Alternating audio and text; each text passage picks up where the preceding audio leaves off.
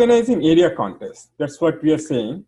Essentially, we'll focus our discussion today on area contest, how we organize our area contest, what are the nuances of area contests, organizing area contest. Well, the contest is getting bigger because this is the first step out of the club contest, right? And whereas club contest was focused on participants or contestants and audience for this club, this is getting bigger now because each area is basically comprises of around 5 to 6 clubs. So the agenda tonight we'll first go through some brief introduction about area contest, what we're going to cover, and then we'll look at some important roles, after which we'll go step by step into organizing area contest. At the end of this, we'll recap, a very summary recap, quick recap, and we'll come up with some, basically I have some common questions that we come across for such contest, and then we'll open it up for a Q&A session, question and answer session. So for area, basically for the introduction, I know most of you, or maybe all of you know the schedule, but I still want to go through this schedule just to refresh our memory. Club contest the timing is this month. We should be done with the club contest. And that's when the next month of March, we will have all the area contests. Area contests should get over in the month of March, after which we'll have the division contest in the month of April. And then finally, the big one, the district contest will be held in the spring conference, which is on May 18, 2019. So we are building up towards that final contest, the district contest. Of course, from the district contest, it goes into the international and so on. So how is organizing area contest different? That is a very valid question that we can ask. After all, it is contest, right? A contest is a contest. How can this be so different from a club contest? Well, it is different and it is not. Contest per se, the whole idea of the contest is really the same, but because it is an area contest, there are, as an organizer, we come across some nuances that does not exist in the club contest. So let's look at that. For example, securing space. Now, securing space gets a bit tricky. That's what I've found out when we are conducting area contest or division contest. Typically in club contest, this is not so much of an issue because we take one of the meeting time as the club contest. But for area contest, we have to go out and secure a space. And some of the tips here is basically just reach out to your club presidents. They can be a good resource to help you with the space, as well as some other area directors and so on. And also another thing that we often do is we have joint area contests that also helps us in terms of the space. Then keeping track of contestants. Now, it is not within the area, within the club. The contestants will come from all different clubs. And so we have to make sure that we are keeping track of contestants. So what does this mean? As the area director, as someone who is organizing area contest, first and foremost, we have to ensure that we get the notification, winner notification form from the club contest. And this is how it looks. This is how the notification and contest winner looks. And if you look at this, it will have all the different winners in terms of their ranking, in terms of the email ID, telephone, and so on and so forth. And we need to have that in place so that we can reach out to the contestants. Remember, they are not in our club, otherwise we might not have access to their information. And then selecting functionaries, again, we have to go out, reach out to different clubs to select the functionaries because they are not in our club. There will be some special rules, some special eligibility as regards to area contest, which is not really applicable to the club contest. And we'll go through that. A few very specific eligibility that is there in the area contest. And then managing budget and expenses. Now, when we manage a budget and expense in area contest, for area contest, you will have $80 that the district will provide to basically organize area contest. And if you have a joint area contest, for example, 2 areas conducting, then it'll be $160. So what really means is we want to budget, we have to submit that expense report, get the reimbursement. These are things that comes in the area contest, which is not really applicable when we were talking about the club contest. And then the other thing is, like we said, joint area contest, organizing multiple areas. Now, very often, especially in the New York City, what we do is we have joint area contests because that comes out to be much more efficient in terms of space, in terms of budget, and so on. Having said that, we need to remember that we should not extend this joint area contest for more than 2 areas. Sometimes we can ask ourselves, well, if we can have 2 areas having a joint contest, can we have 3? These questions come up. It is not recommended because what we find is if it is more than 2 areas in a joint area contest, it becomes difficult managing the time. And even when we do 2 areas, we have to manage the time very properly because otherwise we'll run out of time. So these are some aspects which are different in terms of, okay, I see someone saying there is some cracking sound type on keypad or something near my, or not really, okay.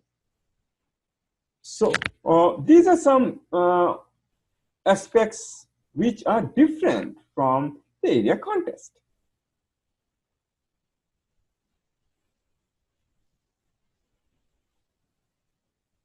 Okay, so how do we go about it? Organizing area contest. Like any other, we start with selecting 2 important persons, 2 important roles. One is a contest chair and the other is a chief judge. So if I'm an area director, I might decide to be the contest chair, or I might decide someone else will be the contest chair. So that is the first aspect, first selection. We'll decide who is a contest chair. And then contest chair typically will decide who is the chief judge, select the chief judge. So, and of course, as an area director, if I am not the contest chair, I'll have the help the contest chair in selecting the chief judge. And then what happens is we go with the contest. So what are the contests this season that we're having? We are having international speech contest. We are having the evaluation speech contest. There are other contests, as you know, human speech and table topics. We are not doing that this season. This season is for international speech contest and evaluation contest. So let's look at some of the roles, important roles. First and foremost, as you have said, the contest chair.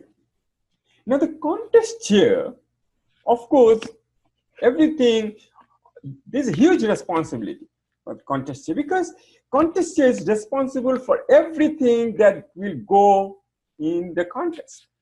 Having said that, the contest chair is not alone. Contest chair is supported, will be supported by chief judge and the team on the judging side, then sergeant at arms, then test speaker, because we are having an evaluation speech contest. So we'll be supported by test speaker, then interviewer, because we'll be interviewing the contestants, and there should also be some logistics committee who will help the contest chair in terms of organizing the food, in terms of organizing all the material, the certificates, and so on and so forth. Because doing alone will be really, really overwhelming. Another important role that we said was the chief judge. Chief judge will have his or her own team, and that will comprise of voting judges. In the area contest, it's recommended that we have 5 voting judges. There will be 1 tie-breaking judge. There will be 3 ballot counters and 2 timers.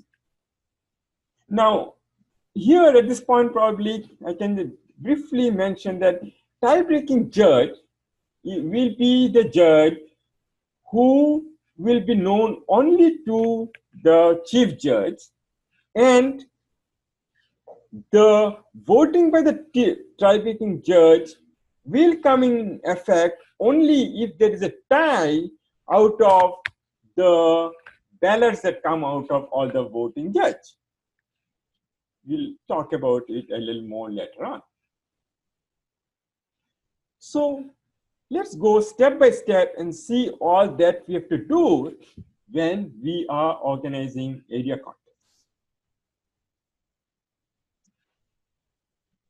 First and foremost, we are going to prepare for the contest.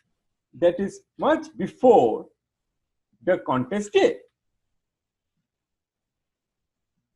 The first thing that we'll do is select and publish contest date and time.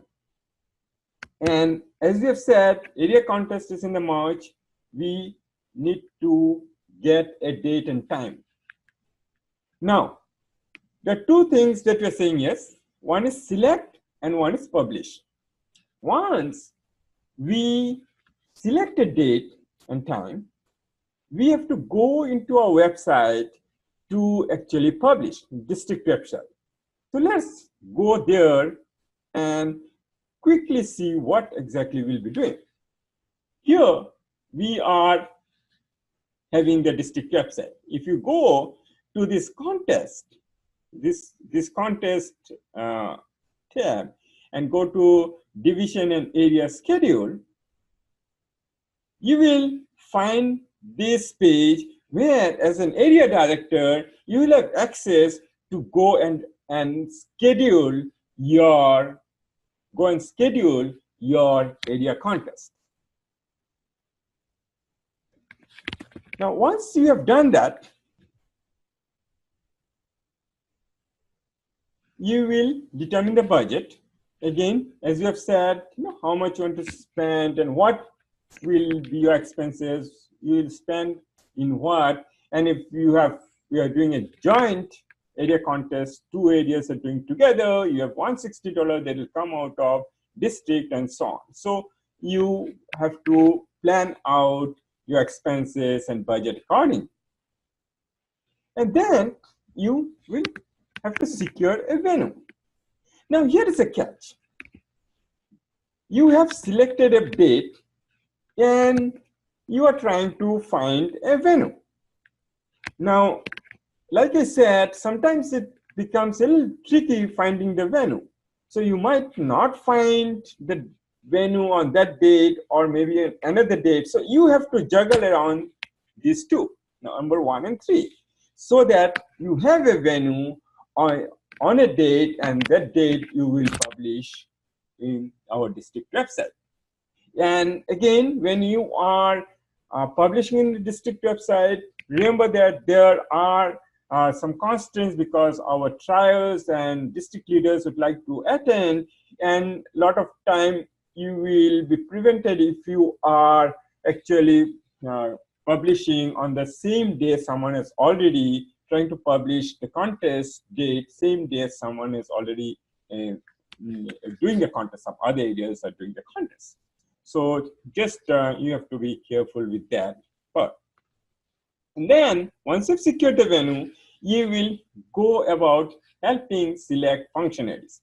Why I'm saying helping select functionaries? Because you might not be the contest chair. You might, if you're not the contest chair, then you will be helping the contest chair and the chief chair. So what are the functionaries we are talking about? To the contest functionaries or contest chair, we look at, for example, chief judge, Toastmaster, sergeant at arms, interviewer, test speaker, others.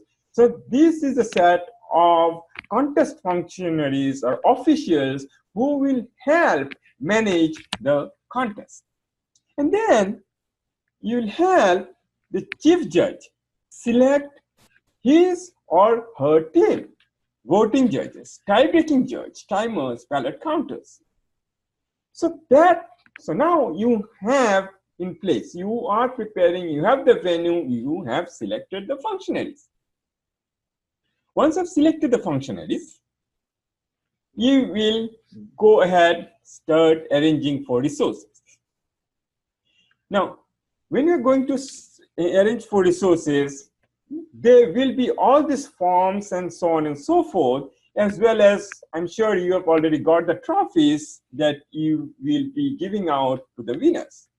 Now, there's one place where you can get a lot of these resources. It is in our district website. So if you go to our district website and you go to this, again, the contest tab, and go to the contest aids and kits, for example, the second one that I'm clicking. This is where you will get a lot of the resources that will be helpful to you when you are actually organizing your area contest. Once you have arranged for resources,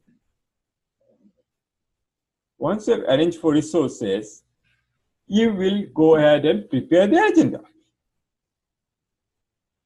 So one thing where I would like to say in preparing the agenda, you use a template, and there will be template available in the district, and so that all our clubs, all our areas will have a similar look and feel, and it's really a professional template. And you need to use that template in preparing your agenda. Not only that, it makes your life easier in making that agenda, but also it comes out very professional, and it becomes a uniform, it gives a uniform feel across the district. And then once you prepare the agenda, you will notify contestants and officials that, hey, so this is the agenda, we have this, on this particular date, and so on. And you will also send out different forms so that they can print out when they come for the contest. But it's very important that you need to verify the eligibility of the contestant, eligibility of the officials, because one thing that you don't want to happen is you're going through the contest and it comes out that either some contestants are not eligible or some officials are not eligible, then it really becomes a difficult thing to handle. So the best thing is, right at the outset, verify eligibility of any contestant or the what you call the officials that will be there. So let's look at the eligibility a little more in detail. A contestant to compete must be a paid member of the club or area and division. Basically, it's only the, of course, the paid member will be eligible to contest, and the club must be in good standing. Club must be in good standing. What it really means is at least 8 members of the club are paid member have renewed, and out of which the 3 are old members that have renewed. There are 8 paid members, out of 3 are old members that have renewed. And secondly, like I think Alice was pointing out the last webinar, there has to be 3 officers who are also the paid member, like president and 2 of the VPs. So first point is the contestant must be a paid member, and the second is the club must be in good standing. Then when it comes to the international speech, the contestant must have completed 6 speeches in the CC manual if the contestant is following this old traditional route. Or if they have been in the pathways, they have to finish 2 levels in the path. It's not 2 parts, it's 2 levels in a path. The exception is if the charter member, this condition doesn't apply if the charter member of a charter club that has been chartered for less than a year. And of course, the contestant must be physically present beyond the club level, basically. And the other rule here is, or other condition is, a contestant cannot compete in more than 1 area contest in 1 type of contest. What really means is, if the contestant is a dual member, the contestant it's perfectly fine for the contestant to go and compete in both the clubs at the club level.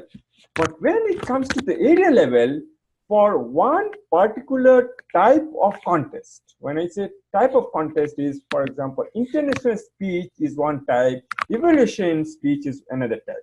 For 1 type of contest, a contestant cannot compete under any condition from more than 1 area. Again, there are some officials who are not eligible to compete. For example, if someone is serving a chief judge, voting judge, tie-breaking judge beyond the club level in the same funnel, then that person is not eligible to compete.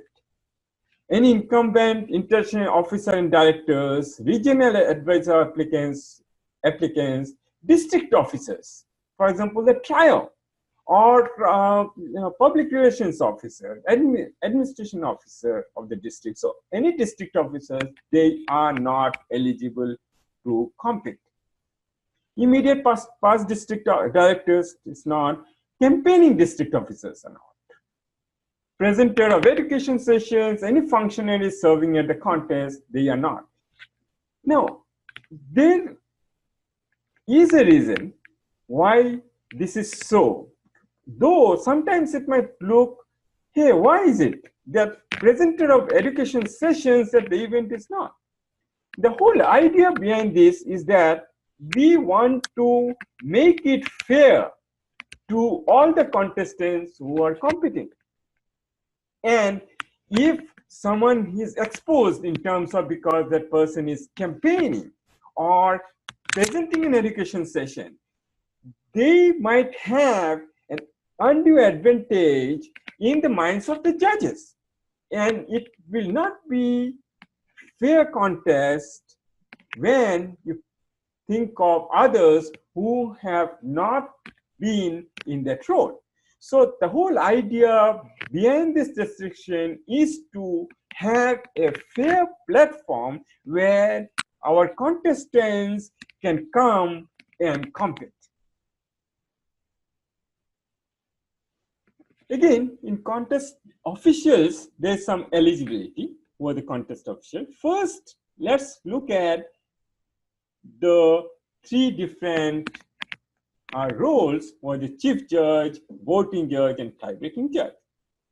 Whereas you will find in the club contest, any paid member can take this role. But it is a bit different when it comes to the area contest.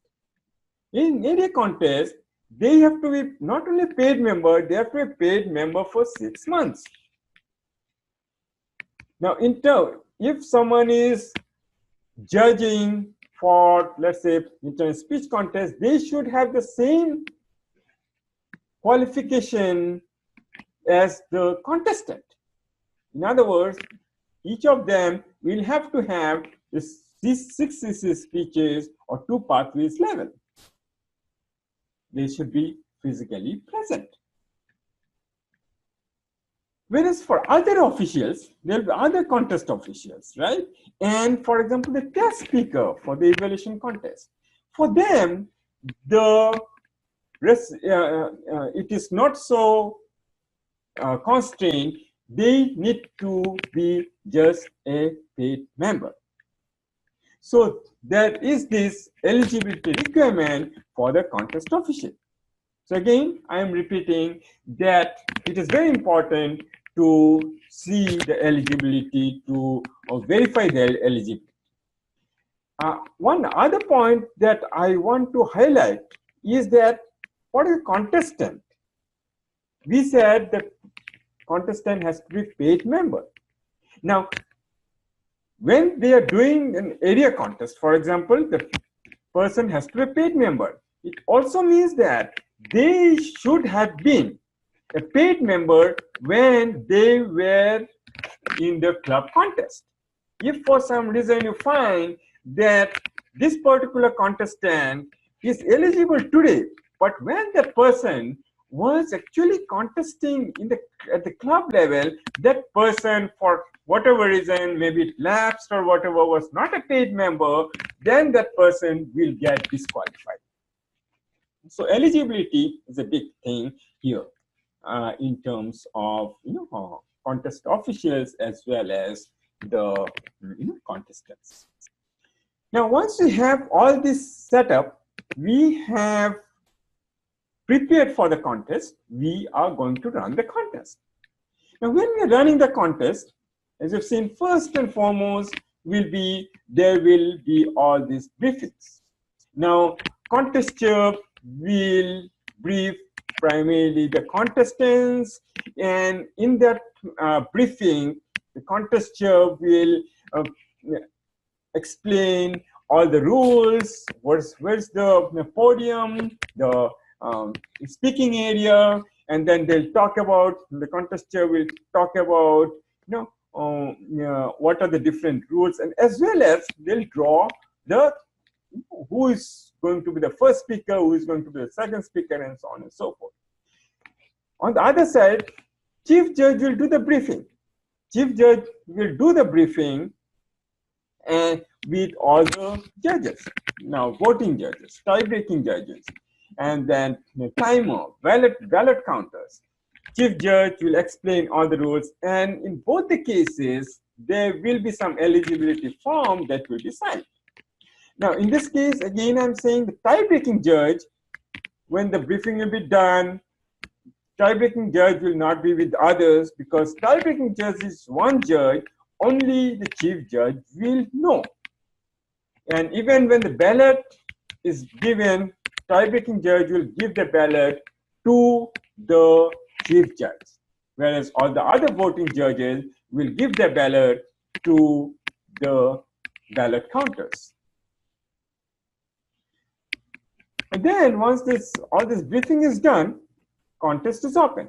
Now here, I want to highlight that when you are running the contest, when you open the contest, it is recommended that you use a script to run the contest. Because if you don't use a script, there are things that we might forget in the process. And typically what happens is you will introduce all the dignitaries and then explain some rules and pass it on to the chief judge, who will explain all the other rules and eligibility. And then you take over introducing each of the speakers and so on and so forth. But the whole process, it is highly recommended that you use a script to go through that process. Now, when you are doing that, there will be in this particular contest, you'll have two kinds of contest. One is the entrance speech contest. One is the evaluation contest. Now, when you are calling the speech contest, we know that it's so and so much time and so on. But evaluation contest the flow is a little bit different. So I'll just go through that flow a little bit to see how the evaluation speech contest should take place. Evaluation speech contest, the first thing that will happen is you will have a test speaker. Now the test speaker will give a speech for 5 to 7 minutes. Now when you are introducing the test speaker, the objective of the speech is not to be shared, no instruction, or you don't even have to let, or you should not let them know, let the audience know what is the project and so on. And the contestants will be providing a form to take notes, which is a very specific form, item 1177, to take notes.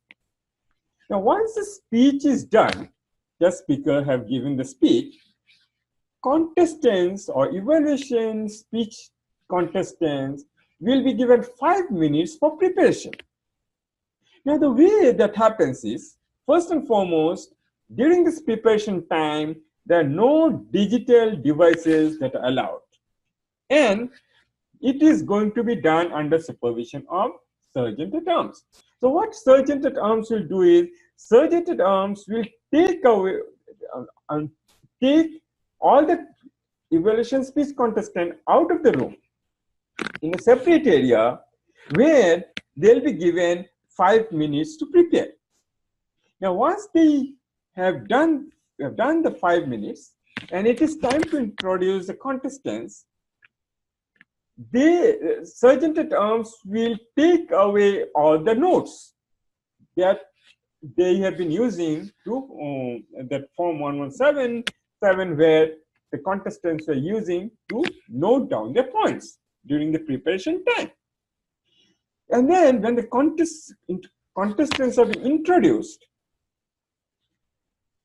only one contestant will be brought into the room at a time, based on how they have ranked in terms of who is going to speak first and so on and so forth. And then when they are brought in, and then just before they are about to start speaking, they are handed the notes on which they have jotted down during the preparation time. So this is the flow for the evaluation speech contest. It is a little bit different, it's a little bit complicated, and so I thought it is worth sharing with you. So once you are done with the contest, there are two things that happens. Ballot counters will go and take the ballots, and these ballots, the chief judge will take these ballots along with the ballot counters and tally the ballots to find out who is the winner and who is the runner-up, and so on and so forth. During that time, contest chair will conduct the interview of the contestants. And typically what happens is we will have another interviewer. We have one interviewer who will be interviewing the contestant.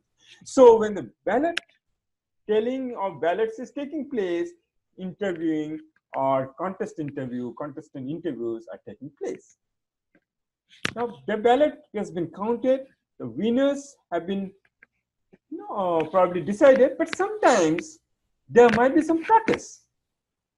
And this protest that happens, there can be two protests can be made on two grounds. One is eligibility and one is originality. Because originality is, it has to be not more than 25% from somewhere else, and it has to be referenced and so on and so forth. And if it is more than that, there can be a protest on originality or eligibility. We talked about who is eligible and not. Eligibility can be, first and foremost, of course, this protest can be made only to the contest chair or the chief chair. Now, when this is done, in terms of eligibility, contest chair can resolve that eligibility because this is much more straightforward.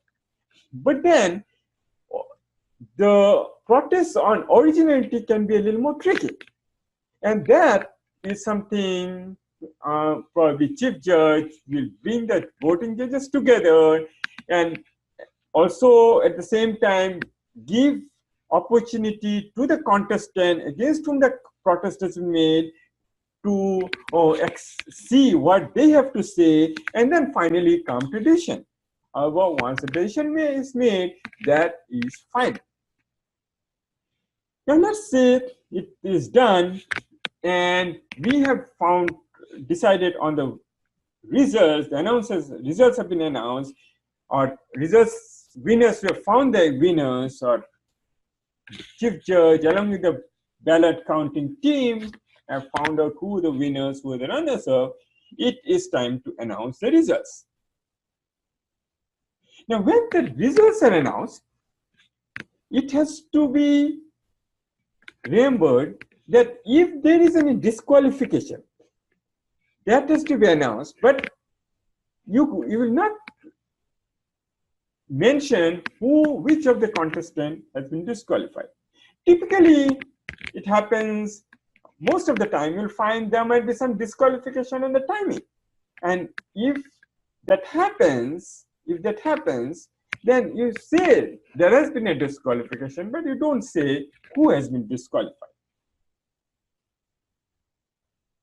So once you have run the contest, you have gone till the end of the contest, you might think it's over. We're done. We're going home. No. There are things that we need to do to wrap up the contest. And this is no less important, really. Now, wrapping up the contest, first and foremost, we have to provide that notification of contest winner form to the division director. The same form that we talked about when we should have received from the club to know who are the winners from each of the club, we will use the same form to notify who are the winners and who is the first place, second place, and so on, and all the context details to the division director. Then we will have to ensure that we are publishing the results. We are publishing the results in our district website.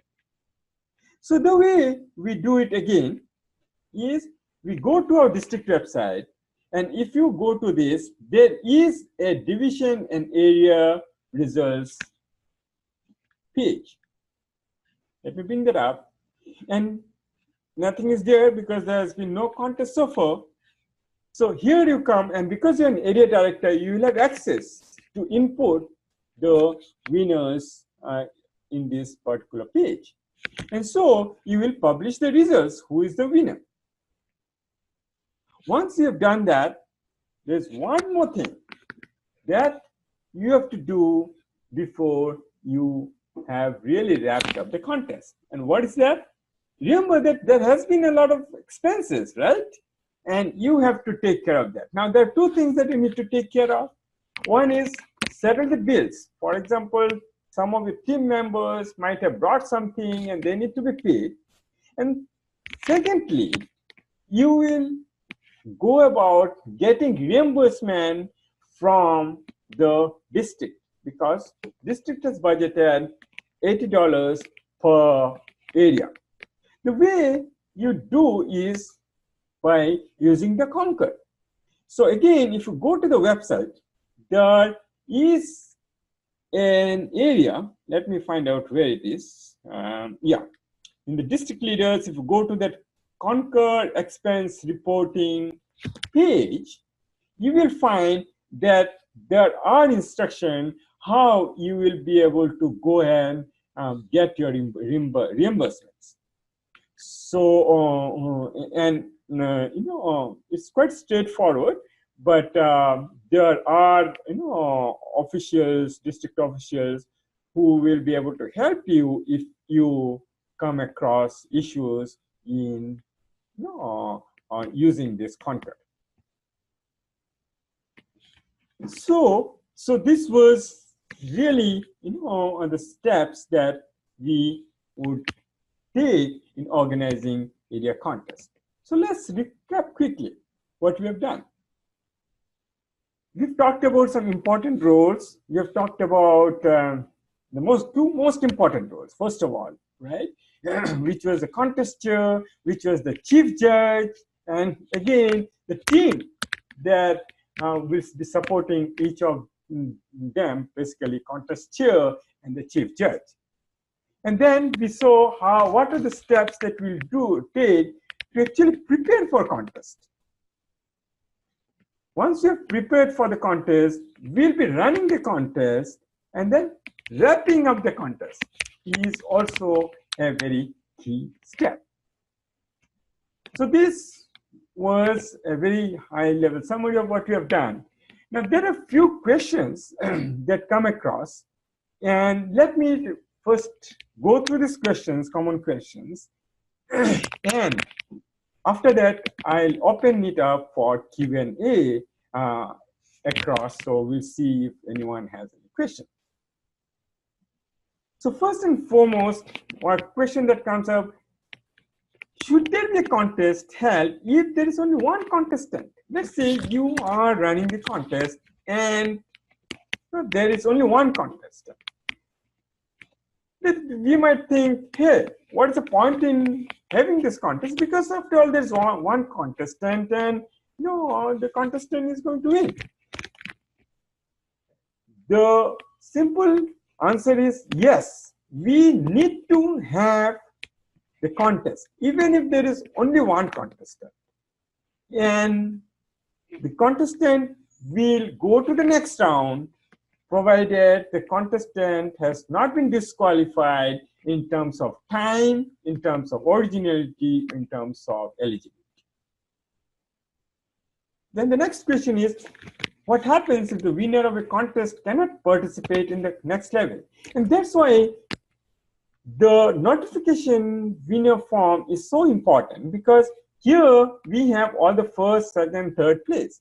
If the winner is not able to participate in the next level, let's say division level, then the second place will come in, or the third place will come. Then third is, what is the role of tie-breaking judge? Like we have mentioned already, tie-breaking the judge will provide their ballot only to the chief judge. So chief judge will have this from the tie-breaking judge, who is first, who is second, who is third, and so on and so forth. Now, when the actual voting is done, actual voting has been collated from all the different voting judges. If there is any tie, then the ballot from the tie-breaking judge will come in play to break that tie. So this is really the role of tie-breaking judge. And then finally, the fourth question that I have, how should the protest be resolved? We already touched on this. If it's originality, then really, it has to go through that process. But if it is an eligibility, well, the contest chair can actually contest chair can resolve that protest. And I think I have already one question here, so let me read that out. Okay, this, if we have only one contestant from an area and that person is disqualified from going to the division contest, what happens then? Well, if it so happens that there's only one contestant from an area and that person is disqualified, well, no one is going to the division contest from that area.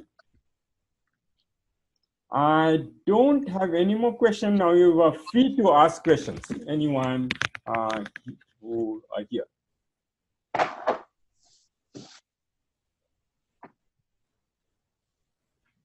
Steve, this is Alice. I don't have a question. Just want to share one best practice during the break when the evaluation contest. So when the contestant have 5 minutes to prepare the notes, so all the area directors or you could use these 5 minutes to promote several things. First, you could do the membership renew to encourage people to do the membership renew. You also could use these 5 minutes to promote the spring conference. The spring conference now, because today, February 15, the price would be $125 till March 14. And after March 15, it will be $135. So in your area contest, you could promote spring conference, you could promote the membership renew, or even you could tell the people when would be the division contest would have. So you could think some break here. So just want to share the best practice here. Thank you, okay. Alice. Yeah, that's really helpful. Thank you. Thank you so much. Yeah. Any question, any suggestion, any ideas, guys?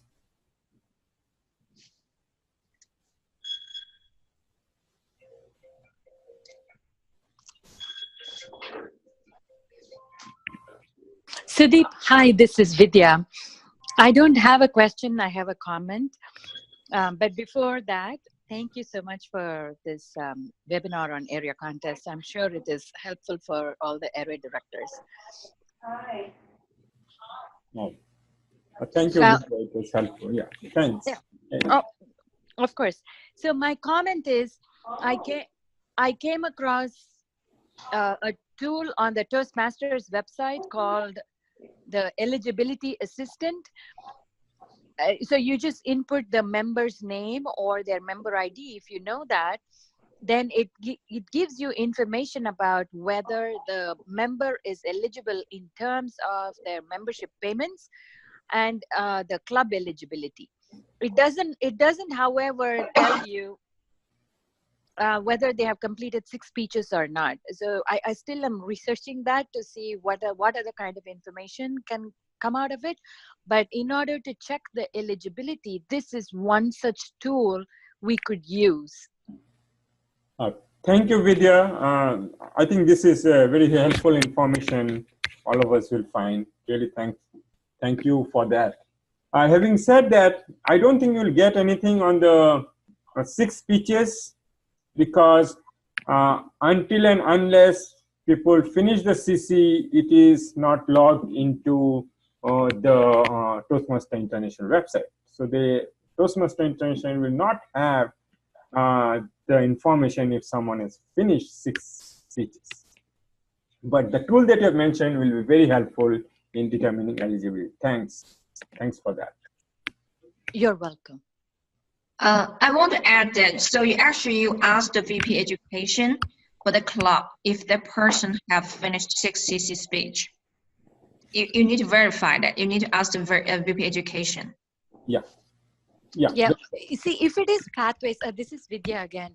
If it is pathways, seeing that everything related to pathways is online, wouldn't Toastmasters International have information about the completion of the 2 levels in a path Yeah. for a No, member?